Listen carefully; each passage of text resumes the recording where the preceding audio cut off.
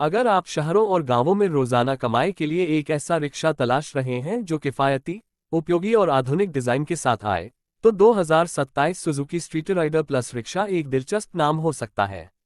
हालांकि सबसे पहले ये स्पष्ट करना जरूरी है कि इस नाम और 2027 मॉडल के आधिकारिक स्पेसिफिकेशन, कीमत या लॉन्च की पुष्टि सुजुकी पाकिस्तान की उपलब्ध आधिकारिक जानकारी में मुझे नहीं मिली है। इसलिए इस वीडियो में बताई गई संभावित खूबियों को अनुमान और ऑटोमोबाइल चर्चा के रूप में समझें, आधिकारिक घोषणा के रूप में नहीं। सुजुकी का नाम पाकिस्तान में लंबे समय से भरोसे, आसान सर्विस और व्यावहारिक वाहनों के साथ जुड़ा हुआ है। कमर्शियल वाहन बाजार में भी कम लागत और उपयोगिता बहुत महत्वपूर्ण होती है। पाकिस्तान में रिक्शा बड़े पैमाने पर सार्वजनिक परिवहन और रोजगार का साधन है। उदाहरण के लिए सिंध सरकार के परिवहन आंकड़ों में 2 लाख से अधिक ऑटो रिक्शाओं के रूट परमिट दर्ज हैं, जिससे इस सेगमेंट की बड़ी मांग का अंदाजा लगाया जा सकता है।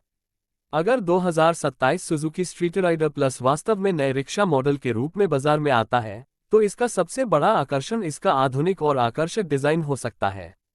मौजूदा समय में ग्राहक केवल सस्ता वाहन नहीं चाहते, बल्कि ऐसा वाहन चाहते हैं जो देखने में अच्छा हो, चलाने में आरामदायक हो और लंबे समय तक व्यावसायिक इस्तेमाल में भरोसेमंद साबित हो।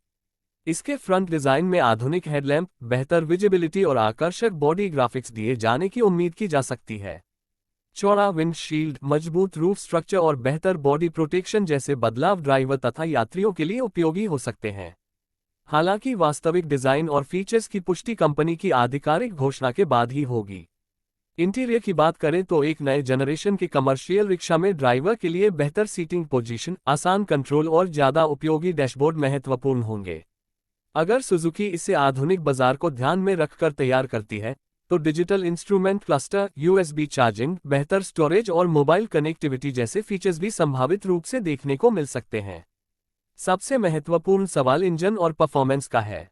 2027 स्ट्रीट राइडर प्लस के इंजन की आधिकारिक जानकारी उपलब्ध नहीं है, इसलिए इसकी इंजन क्षमता, पावर, टॉर्क या टॉप स्पीड के बारे में कोई निश्चित आंकड़ा देना सही नहीं होगा।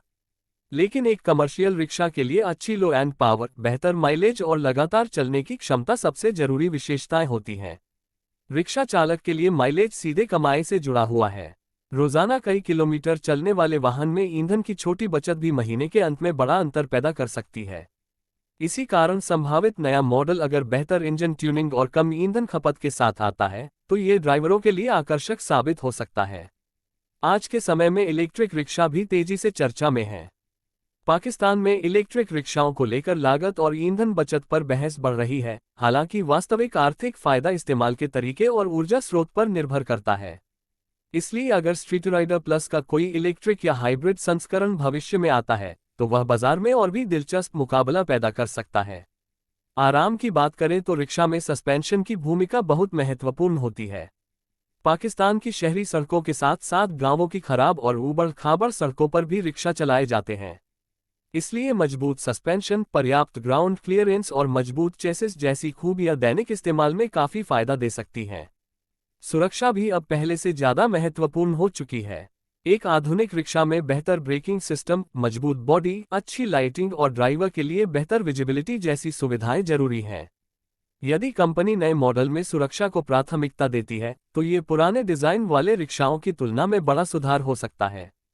यात्रियों के लिए सीट की चौड़ाई और लेगरूम भी महत्वपूर्ण होंगे।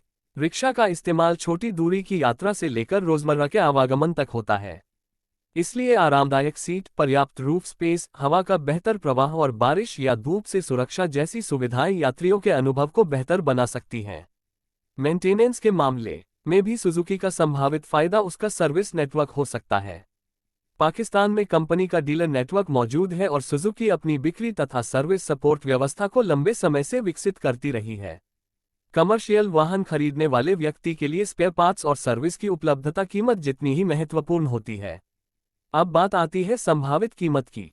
2027 सुजुकी स्ट्रीट राइडर प्लस की आधिकारिक कीमत घोषित नहीं हुई है, इसलिए कोई निश्चित पाकिस्तानी रुपये की कीमत बताना उचित नहीं होगा। कीमत तय होने पर इसमें टैक्स, स्थानीय असेंबली, इंजन या पावर ट्रेन, फीचर्स और बाजार की स्थिति जैसे कई कारकों का प्रभाव पड़ेगा।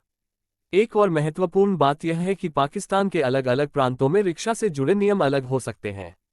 उदाहरण के लिए सिंध में रिक्शाओं को लेकर फिटनेस और सीटिंग से संबंधित नियमों में बदलाव की खबरें सामने आई हैं। इसलिए कोई भी नया रिक्शा खरीदने से पहले अपने शहर और प्रांत के मौजूदा रजिस्ट्रेशन तथा रूट परमिट नियम जरूर जांचने चाहिए। व्यावसायिक नजरिए से देखा जाए तो किसी भी नए रिक्शे की असली सफलता केवल उसके डिजाइन से तय नहीं होगी। ईंधन खर्च, सर्विस लागत, स्पेयर पार्ट्स, डाउनटाइम, पुनर्विक्रय मूल्य और रोजाना की कमाई, ये सभी चीजें मिलकर तय करेगी कि वाहन वास्तव में फायदे का सौदा है या नहीं। अगर 2027 स्ट्रीट राइडर प्लस में मजबूत निर्माण, अच्छा माइलेज, आरामदायक केबिन और कम मेंटेनेंस का संतुलन मिलता है, तो ये छोटे कारोबारियों, दैनिक यात्रियों और रिक्शा चालकों के लिए आकर्षक विकल्प बन सकता है। खासकर उन लोगों के लिए जो पुराने रिक्शे से अपग्रेड करना चाहते हैं। नया मॉडल बेहतर सुविधा और आधुनिक लुक प्रदान कर सकता है। डिजाइन के साथ साथ टेक्नोलॉजी भी इस वाहन को अलग पहचान दे सकती है। भविष्य के कमर्शियल वाहनों में डिजिटल मीटर, मोबाइल चार्जिंग, बेहतर लाइटिंग, रिवर्स अलर्ट और कुछ मामलों में स्मार्ट डायग्नोस्टिक्स जैसी सुविधाएं आम होती जा रही हैं। हालांकि स्ट्रीट राइडर प्लस में इनमें से कौन से फीचर्स होंगे, यह आधिकारिक जानकारी आने के बाद ही पता चलेगा। कुल मिलाकर 2027 सुजुकी